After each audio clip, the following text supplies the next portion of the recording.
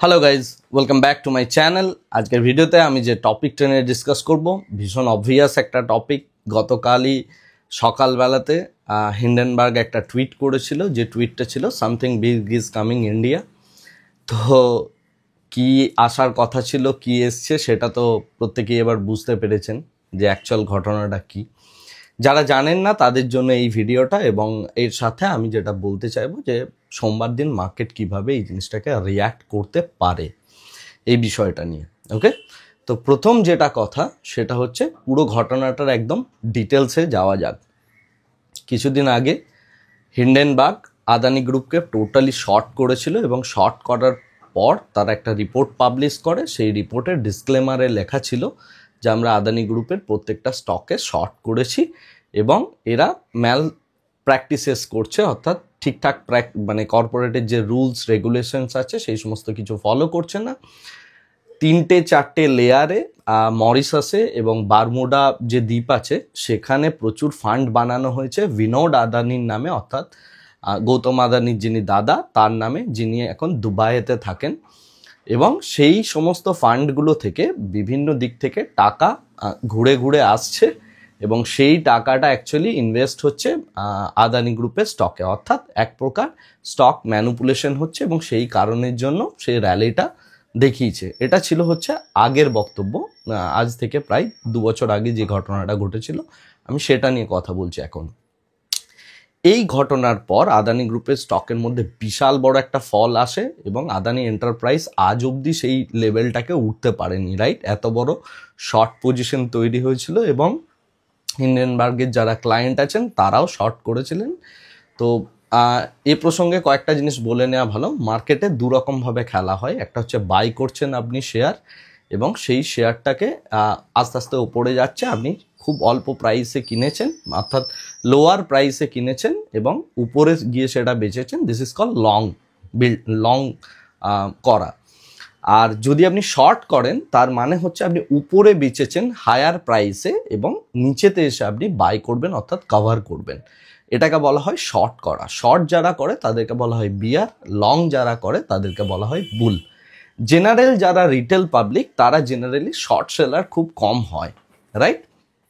যাই হোক, এবার আমি মেন আদানির কথায় আসছি। তো যে ঘটনাটা সেই সময়ে ঘটেছিল, তারপরে এই জিনিসটা অনেক দূর জল গড়িয়েছে, এবং সেই কারণে সুপ্রিম কোর্টে কেস লঞ্চ করা হয়েছিল, এবং সুপ্রিম কোর্ট তখন সেবিকে বলেছিল যে ঠিক আছে, আদানির ওপর কিভাবে পয়সা ইনভেস্ট হচ্ছে সেই জিনিসটা একটু আমাদেরকে জানাও, বা সেই জিনিসটা নিয়ে একটা মানে ইনভেস্টিগেশন করা হোক। তো যাই হোক, এই ইনভেস্টিগেশন চলছে। এর মাঝে সেবির যিনি চেয়ারপারসন আছেন তার নাম হচ্ছে মাধবী পুরী, তার হাজব্যান্ডের নাম হচ্ছে বিনোদ ব্যাচ। ওকে, আমি নামগুলো ভুলে গিয়েছি বলে এখানে জাস্ট নোটপ্যাডে কয়েকটা জিনিস লিখে রেখেছি। এনিওয়ে, তো যেটা ঘটনা সেটা হচ্ছে মাধবী পুরী তারপরে একটা সেবি চেয়ারপারসন, উনি অ্যাকচুয়ালি হিন্ডেনবার্গকে একটা লেখা লেখেন, অর্থাৎ একটা মানে হিন্ডেনবার্গের কাছ থেকে কোয়েশ্চেন করা হয় যে আপনি যে শর্ট করেছেন, আপনার যে রিপোর্ট 160 পাতার report, that is not enough. ঠিক আছে, আপনি কিসের বেসিসে বলছেন, বা এই রিপোর্টটার মধ্যে আরও ডিটেলস আপনি অ্যাড করুন, আরও ডিটেলস বলুন। এরপরে হিন্ডেনবার্গ ফের একটা অ্যালিগেশন নিয়ে আসে যে আমাদের ডিটেলসে যে বক্তব্যগুলো ছিল, অর্থাৎ 160 পাতার যে রিপোর্টটা আমরা পাবলিশ করেছিলাম, যেটার উপরে সেবি কিন্তু কোনো ফ্যাকচুয়াল যে রং কোনো একটা জায়গায় আমরা সেটা সেবির চেয়ারপারসন বা সেবি সেই জিনিসটা আইডেন্টিফাই করতে পারেনি। এখন যেটা বিষয় সেটা হচ্ছে যে তারা আমাদের কাছে আরও ডিটেল লেভেলের রিপোর্ট চাইছে, কিন্তু আমরা যেটা দেখতে পাচ্ছি তাদের মধ্যে একটা নেগলিজেন্সি রয়েছে যে আদানি গ্রুপের উপর ইনভেস্টিগেশন করার ব্যাপারে, এবং এই নেগলিজেন্সটা ভীষণভাবে প্রকট। এই ডিসকাশনগুলো কিন্তু এর মাঝে চলছিল। এখন গতকাল সকালে হিন্ডেনবার্গ একটা টুইট করে, টুইটটা ছিল something big coming India, right? অর্থাৎ ইন্ডিয়ার জন্য একটা বড় কিছু আসছে। এরপরে তারা আবার একটা রিপোর্ট পাবলিশ করেছে, এবং সেই রিপোর্টটাতে কি বলা হয়েছে সেটা নিয়ে আমি এবারে ডিটেলসে ডিসকাশন করব। সেই রিপোর্টটাতে যে কথাগুলো বলা হয়েছে, প্রথম কথা হচ্ছে যে আদানি গ্রুপ কিভাবে তার আগে মানি লন্ডারিং হয় বা কিভাবে পয়সা ঘুরে আসে তার একটা ওয়ে বলছি আমি। যারা বড় বড় ইনভেস্টার হন, বড় বড় প্রমোটার হন, তারা কখনোই চান না যে তার শেয়ার প্রাইস ফল করুক, কারণ শেয়ার প্রাইস যদি ফল করে তাহলে তার যে নেটওয়ার্থ আছে সেটা কমতে থাকবে, রাইট? এটা ভীষণ বেসিক একটা জিনিস। তাই প্রত্যেকেই চান যে শেয়ারকে কি করে ম্যানুপুলেট করা যায় এবং শেয়ারকে কি করে আস্তে আস্তে আস্তে আস্তে বাড়ানো যায়। শেয়ার ম্যানুপুলেশনের জন্য মুকেশ আম্বানিও ধরা পড়েছিলেন, শেয়ার ম্যানুপুলেশনের জন্য রাকেশ ঝুনঝুনওয়ালাও ধরা পড়েছিলেন। বাট তারা কি করেন, একটা নির্দিষ্ট পয়সা দিয়ে সেই জায়গাটা থেকে ছাড় পাওয়া যায়। বাট যেহেতু হিন্ডেনবার্গের এই রিপোর্টটা এটা একটা বিদেশি কোম্পানির থেকে এসছে এবং এর সাথে সাথে পুরো জিনিসটাতে সুপ্রিম কোর্ট ইনভলভ হয়েছে এবং পুরো জিনিসটা একটা বেশ বড় সড়ো এপিসোড চলছে।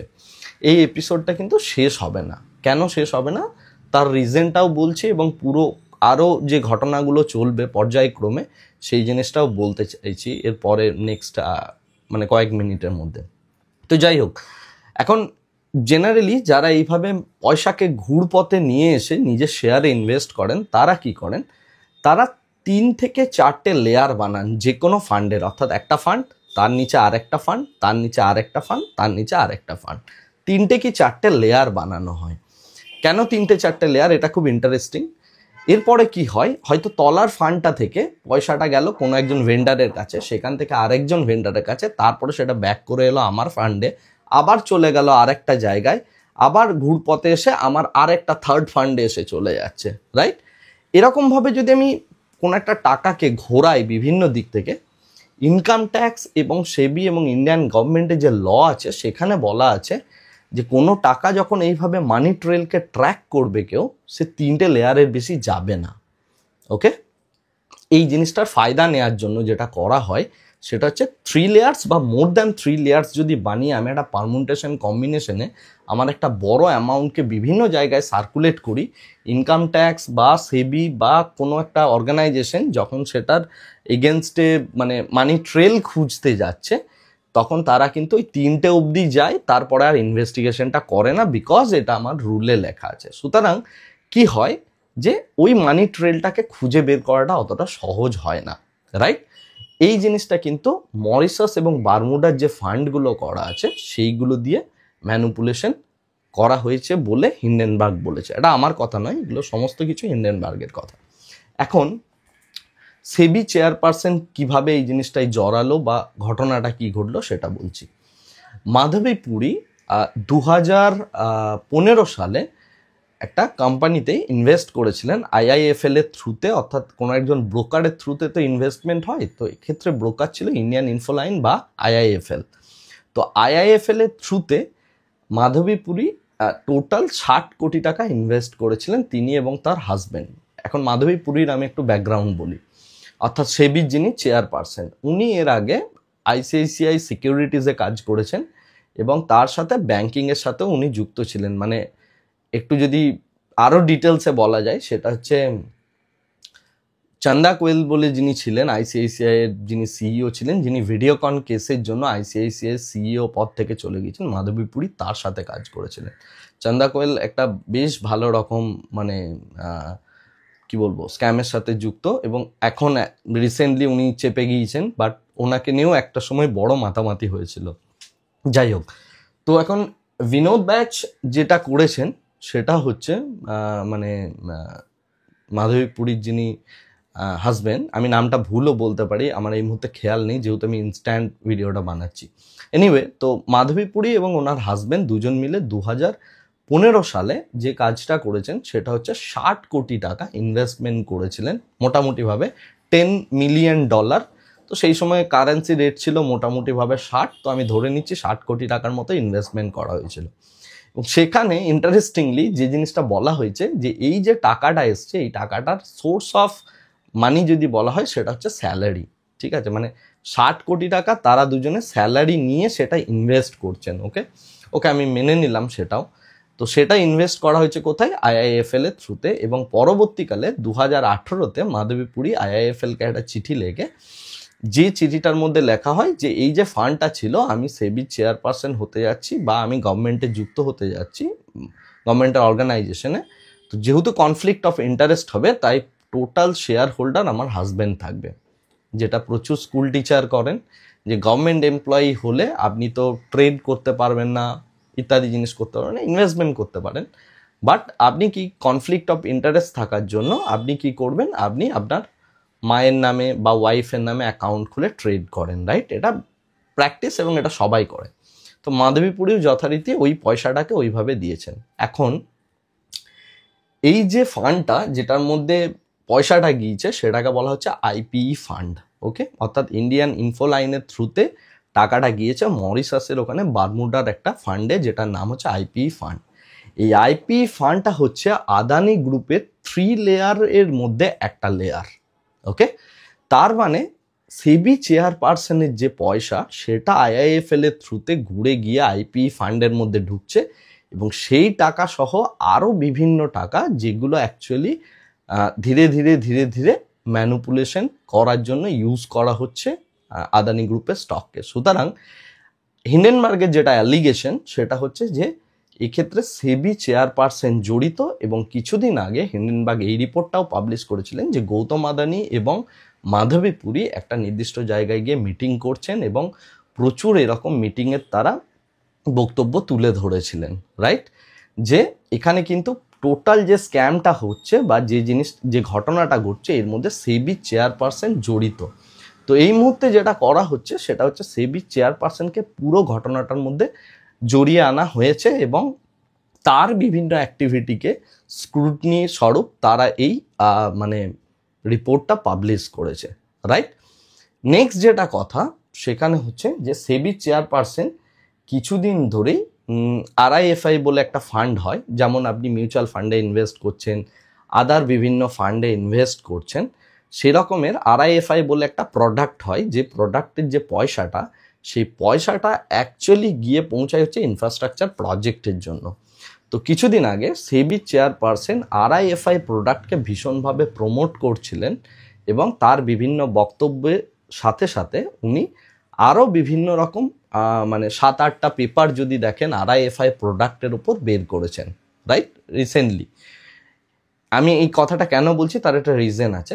তো আরআইএফআই এর যে প্রোডাক্টটা সেটাকে সেবি চেয়ারপারসন বলতে চাইছেন যে এই প্রোডাক্টটা খুব ভালো প্রোডাক্ট। এখন আরআইএফআই প্রোডাক্টটার ওপর এটা ভালো প্রোডাক্ট না খারাপ প্রোডাক্ট সেটা আমি জানি না, কারণ আমি এটা নিয়ে পড়াশোনা করিনি, যেহেতু infrastructure related fund and all this things. তো এখন যেটা বক্তব্য সেটা হচ্ছে সেবি চেয়ারপারসন অ্যাকচুয়ালি এটাকে প্রমোট করতে চাইছেন। নাও এর ব্যাকগ্রাউন্ড স্টোরিটা কি? ব্ল্যাক রক সেবি চেয়ারপারসনের হাজব্যান্ডকে, যার কোনো ফাইন্যান্সিয়াল ব্যাকগ্রাউন্ড নেই, ওনার হাজব্যান্ডের যেটা ব্যাকগ্রাউন্ড সেটা হচ্ছে উনি হিন্দুস্তান ইউনিলিভারের মানে একটা ম্যানেজারিয়াল পদে ছিলেন। ব্ল্যাক রক ওনার হাজব্যান্ডকে অ্যাকচুয়ালি মানে অ্যাজ এ কনসালটেন্ট হায়ার করেছেন, এবং কিছু আই যে ফান্ডটার কথা বললাম আরআইএফআই, তো আরআইএফআই ফান্ডটা অ্যাকচুয়ালি ব্ল্যাক রক রিলিজ করেছে 2 থেকে 3টা প্রোডাক্ট। তো বেসিক্যালি যে জিনিসটা হিন্ডেনবার্গের অ্যালিগেশন যে সেবি চেয়ারপারসন তার হাজব্যান্ড যে কোম্পানিতে রয়েছে সেই প্রোডাক্টটাকে এরকম একটা গভর্নমেন্টের জায়গায় থেকে তিনি সেই জিনিসটাকে প্রমোট করার চেষ্টা করছেন, নাম্বার 1। সো এটা তার ইন্টিগ্রিটির প্রশ্ন এবং এটা কনফ্লিক্ট অফ ইন্টারেস্টের প্রশ্ন, নাম্বার 1।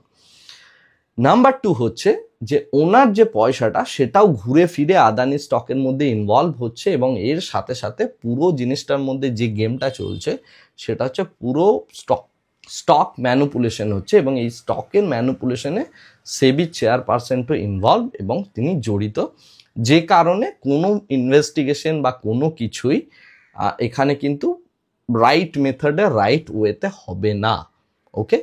এবং তার সাথে সাথে তারা আবার স্ট্যান্ডার্ড ডিসক্লেমার দিচ্ছে যে আমরা ইন্ডিয়ান শেয়ারগুলোতে সব কিছুতে এই রিপোর্টটা পাবলিশ করার আগেই শর্ট পজিশন বানিয়েছি, রাইট?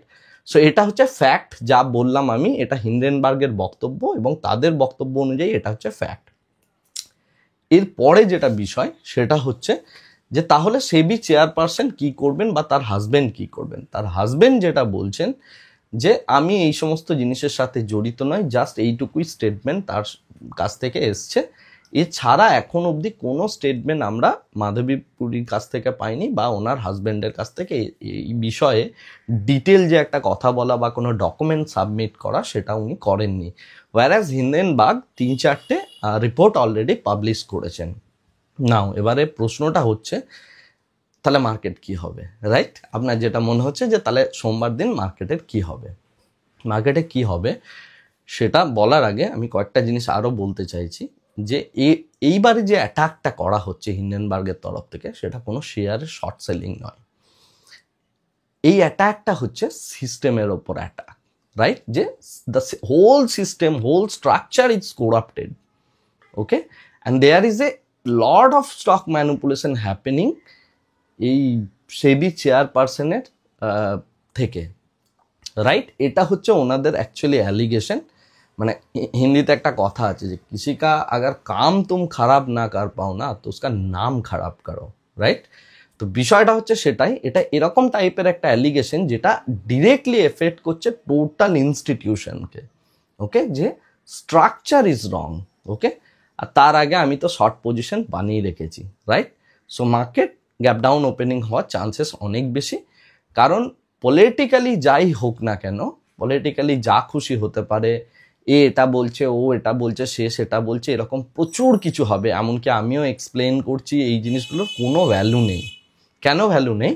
তার কারণ হচ্ছে market will react it on its own, right? অর্থাৎ মার্কেট নিজের মতো করে এর একটা রিয়াকশন দেবে। সেই রিয়াকশনটা জেনারেলি ডাউনসাইড হওয়ার চান্সেস বেশি। তার কারণ হচ্ছে বড় শর্ট পজিশন ক্রিয়েট আছে, টোটাল সিস্টেমের ওপর অ্যাটাক। নাও দুটো জিনিস থেকে মার্কেট এখানে উপরের দিকে যেতে পারে। কোন কোন দুটো জিনিস? নাম্বার ওয়ান, এখন যে রিটেলার গ্রুপটা তৈরি হয়েছে সেই রিটেলার গ্রুপটা হচ্ছে বাই অন ডিপের গ্রুপ, রাইট? অর্থাৎ মার্কেট যদি ফল করে তাহলে আমি কিনে নেবো, মার্কেট এমনি ওপরে যাবে। কারণ ম্যাক্সিমাম যে রিটেলাররা এসছে তারা সবাই এসছে হচ্ছে ফ্রম 2020 ক্রাইসিসের পর, অর্থাৎ কোভিডের ক্রাইসিসের পর ম্যাক্সিমাম জন মার্কেটে এসছে। আর যারা পুরনো খিলাড়ি তারা মার্কেটকে অন্যভাবে দেখে, এবং নতুন যারা প্লেয়ার তারা শুধু এটাই ভাবেন যে মার্কেট যেই তলায় পড়ে এখান থেকে বাউন্স করবে, তলায় পড়া মানেই বাউন্স করবে, রাইট? তারা একটা 2 বছরের 3 বছরের একটা বিয়ার সাইকেল এখন অবধি দেখেনি। আমি কাউকে ছোট করছি না, বাট মার্কেটের বিভিন্ন রকম ফেজ হয়, রাইট?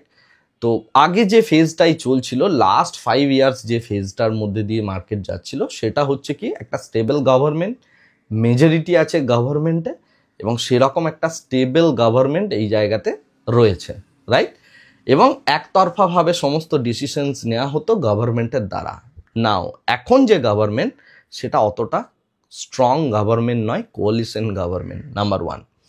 নাম্বার টু হচ্ছে বিরোধীরা কিন্তু পার্লামেন্টে একদম তুলকালাম করে দেবে, এবং তুলকালাম করে দেওয়ার মতোই ব্যাপার। কারণ দেশের ইকোনমি, দেশের যে স্ট্রাকচার, সেই স্ট্রাকচারটা ভেঙে পড়ছে, রাইট? অ্যাজ ইফ মানে জিনিসটা এমনভাবে শোকেস হচ্ছে, রাইট? যে এই স্ট্রাকচারটা ভেঙে পড়ছে বিকজ যারা টপ লেয়ারের লোকজন, যাদের কাজ হচ্ছে অ্যাকচুয়ালি ল বানানো, নিয়ম কানুন বানানো, ল এনফোর্স করা এবং সেই লগুলোকে নিয়ে অ্যাকচুয়ালি কাজ করা, তারা অ্যাকচুয়ালি করাপশনের পার্ট হয়ে যাচ্ছে। That is basically the message যেটা মার্কেট অ্যাকচুয়ালি নিচ্ছে এই পার্টিকুলার রিপোর্ট থেকে এবং এই এভিডেন্সগুলো থেকে। নাও যদি আগামী কাল সকাল 9:15 যখন মার্কেট খুলবে, তারপর যদি সমস্ত মিউচুয়াল ফান্ডরা হিউজ বাইং স্টার্ট করে, রিটেলাররা যদি হিউজ বাইং স্টার্ট করে এবং মার্কেট যদি হু হু করে 500 পয়েন্ট 1000 পয়েন্ট ওপরে চলে যায়, তাহলে হিন্ডেনবার্গের প্যান্ট খুলে যাবে, as simple as that, okay? But এটাকে যদি মার্কেট এইভাবে প্রিটেন্ড করে যে না, সিস্টেমের ওপর করাপশন এবং টোটাল স্ট্রাকচার ঠিক নেই, এবং প্রত্যেকে যদি ফিয়ারফুল হয়ে যায়, ফিয়ারফুল হওয়ার রিজনটা হচ্ছে ম্যাক্সিমাম রিটেলার এই মুহূর্তে ম্যাক্সিমাম পয়সা ইনভেস্ট করে বসে আছে মার্কেটের মধ্যে। আপনি আপনার নিজের সিচুয়েশন, নিজের সিনারিও দিয়ে ভাবুন।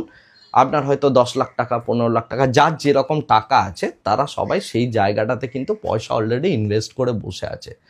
So market is almost at the top, এবং যখন মার্কেট টপে থাকে তখন এই টাইপের অ্যাটাক হয়।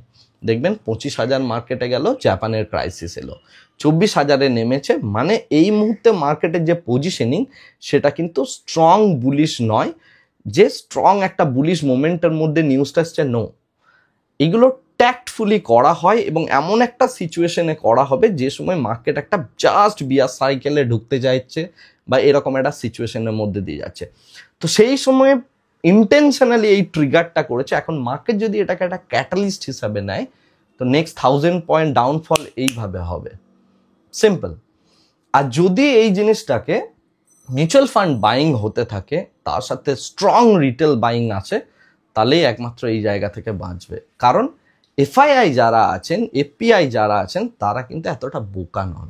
ওকে, তারা কিন্তু এই জাতীয় জিনিসগুলোকে অনেক স্ট্রংলি দেখে এবং করাপশনকে মার্কেট কিন্তু সেইভাবে পাত্তা দেয় না। করাপশনকে মার্কেট সবসময় পানিশড করে। সেটা আপনি ডিএইচএফএল এর ক্ষেত্রে দেখুন, মানে যারা জানেন না 2018 আগে থেকে মার্কেটে যারা আছেন তারা জানেন। ডিএইচএফএল এর ক্ষেত্রে আপনি দেখুন, সেটা আপনি কিংফিশারের কথা দেখুন, মানে 800 টাকা শেয়ার 3 টাকা 2 টাকা 1 টাকা জিরোতে গিয়ে পৌঁছেছে, রাইট? তো কোথা থেকে কোথায় যাবে এই পুরো এপিসোডটা সেটা কেউ বলতে পারে না, আমিও বলতে পারি না। আমিও আপনার মতো সাইড লাইনে দাঁড়িয়ে দেখবো যে গেমটা কি চলছে।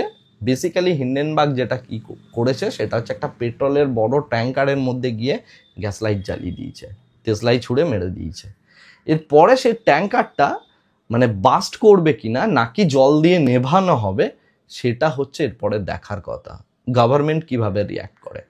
নাও ফান্ডামেন্টালি এই সিচুয়েশনসটাতে যদি এরকম সিচুয়েশনস হয় যে মানডে 10 o'clock অর্থাৎ সোমবার দিন সকাল 10টার সময় বা সকাল 9টার সময় মাধবী পুরী এসে 2016 থেকে তার যে মানি ট্রেল আছে সেইগুলো সমস্ত কিছু পাবলিশ করেন এবং ডকুমেন্টগুলো যদি পাবলিশ করেন যে না এই জাতীয় কোনো ইভেন্ট হয়নি এবং যা কিছু বলা হচ্ছে that is nothing but a বাকওয়াস, রাইট? হিন্ডেনবার্গ যেটা করছে সেটা হচ্ছে আর কিছু নতুন কিছু না করতে পেরে এই সমস্ত জিনিসগুলো করছে এবং তিনি যদি এই জিনিসটা করতে পারেন একমাত্র তাহলেই ইন্ডিয়ান স্টক মার্কেটের মধ্যে একটা আবার ফের যে সাস্টেনেবিলিটি আছে এবং তার সাথে যে পজিটিভিটি আছে সেই জিনিসটা কিন্তু গড়ে উঠবে। আদারওয়াইজ এই জায়গা থেকে মার্কেট কিন্তু আগামী কিছু দিনের জন্য খুব খারাপ হতে চলেছে বলে আমার মনে হয়। এটা আমার ব্যক্তিগত অভিমত এবং I deserve all the rights to be wrong. Okay, আমার অভিমতটা ভুল প্রমাণ হোক এটা আমি নিজেও মন থেকে চাই, বাট যে ফ্যাক্টটা দেখতে পাচ্ছি সেই ফ্যাক্ট ওয়াইজ মার্কেটের কিন্তু 200 পয়েন্ট গ্যাপ ডাউন খোলার কথা, অ্যাজ সিম্পল অ্যাজ দ্যাট। এটা আমার মনে হয়। নাও হতে পারে যদি সেটা এইভাবে রিয়্যাক্ট না করে, গিফট নিফটি যদি এইভাবে রিয়্যাক্ট না করে বা এই ব্যাড নিউজটাকে যদি পাত্তা না দেয় market, then it will go up. But সিস্টেমের ওপর যেহেতু অ্যাটাক সেহেতু মার্কেটের একটা নেগেটিভ বায়াসনেস এই মুহূর্তে কাজ করবে এবং সেই নেগেটিভ বায়াসনেসটা মার্কেটকে আরও কিছুটা ড্র্যাগ করার একটা বেশ ভালো রকম পসিবিলিটি রয়েছে। লেটস সি মার্কেটের মধ্যে কি অ্যাক্টিভিটি হয়। আমি মানে জ্যোতিষী তো নই, আমি এই জিনিসটা বলতে পারবো না, বাট আমার যেটা মনে হচ্ছে আমি আমার ফিলিংসটা শেয়ার করলাম। এর সাথে সাথে নতুন ফ্যাক্টস যেগুলো উঠে আসবে সেই ফ্যাক্টসগুলোকে নিয়েও আমি আপনার সাথে ডিসকাশন করব। আমি এই মুহূর্তে আপনাকে বাই করে নিন, সেল করে নিন, হোল্ড করুন, আমি এই জাতীয় কিচ্ছু বলতে চাইছি না, কারণ আমি নিজে এই জিনিসগুলোতে বিলিভ করি না বাই সেল হোল্ড ইত্যাদি রেকমেন্ডেশনে।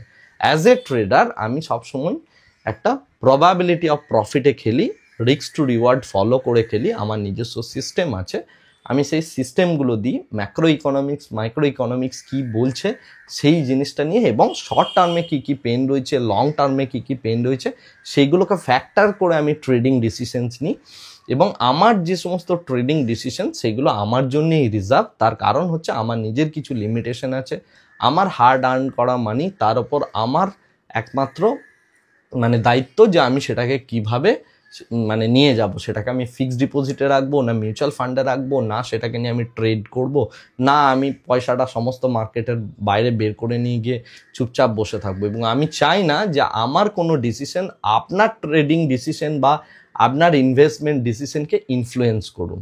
রাদার আমি যেটা চাই আপনি ধীরে ধীরে ধীরে ধীরে পড়াশোনা করুন, মার্কেটের মধ্যে না জেনে পয়সা ইনভেস্ট করে দেবেন না, প্রবাবিলিটি অফ প্রফিটস বুঝতে শিখুন, মার্কেটের ডাইনামিক্সটা বুঝতে শিখুন, শিখে নিজে ডিসিশনস নিন। কারণ আপনাকে আপনার টাকাকে আর্ন করার জন্য পৃথিবীর কেউ খাটবে না, এবং আপনার টাকাকে গ্রো করানোর জন্য কেউ খাটবে না। আপনার টাকা মিউচুয়াল ফান্ড গ্রো করে না। মিউচুয়াল ফান্ড যেটা করে সেটা একটা ডিফারেন্ট জিনিস, তারা তার বদলে একটা কমিশন পায়, রাইট? আপনার হয়তো এটা ধারণা যে মিউচুয়াল ফান্ড আপনার টাকাকে বাড়ায়, নট নেসেসারিলি। তারা কমাতেও পারে, বাড়াতেও পারে, কিছু যায় আসে না তাদের, রাইট? তাদের কাজ হচ্ছে বড় করে বিজনেস ক্রিয়েট করা, রাইট? আমি যদি একটা ফান্ড হাউস চালাই, আমার কাজ হচ্ছে কত বেশি সংখ্যক লোক আমার কাছে টাকা রাখছে, যত বেশি সংখ্যক লোক টাকা রাখবে আমি তত ভালো কমিশন বানাতে পারবো। সো তাদের বিজনেসটা হচ্ছে একটা কমিশন বিজনেস। তার জন্য তারা তাদের স্কিলটাকে পোর্ট্রে করা হয় যাতে বেশিরভাগ মানুষকে তারা অ্যাট্রাক্ট করতে পারে। এগুলো বলছি, অনেকেই রেগে যাবেন, অনেকেই ভুলভাল কমেন্ট করবেন, ডিসলাইক দেবেন, দিন, কিন্তু ট্রুথ ইজ ট্রুথ। যেটা সত্যি, যেটা বাস্তব, আমি সেটা বলবোই, ঠিক আছে? আপনার ভালো লাগতেও পারে, খারাপও লাগতে পারে, সব কিছু সবার ভালো লাগবে সেটা নয়। বাট যেটা মেইন জিনিস, এই ঘটনাটা কিন্তু কন্টিনিউ হবে সিরিয়ালের মতো। এরপরে সেবির চেয়ারপারসন কি বলছে, মিউচুয়াল ফান্ড কি করছে, রিটেলাররা কি করছে, তারা এই জায়গাটাকে ধরে রাখতে পারবে কিনা, that is in the questions. দেখা যাবে মানডে মর্নিং, আগামীকাল সকালে। আমার ধারণা 200 point gap down. Let's see and wait যে কি সিচুয়েশনসটা দাঁড়ায়। আর যদি মার্কেট লিকুইডিটি নেয় তাহলে এখান থেকে এফআইআই বাইং আবার স্টার্ট হবে। লেটস সি যে মার্কেটের কি সিনারিও তৈরি হচ্ছে। যাই হোক, আজকের ভিডিওটা এখানেই শেষ করছি। Thank you very much, bye bye, tata.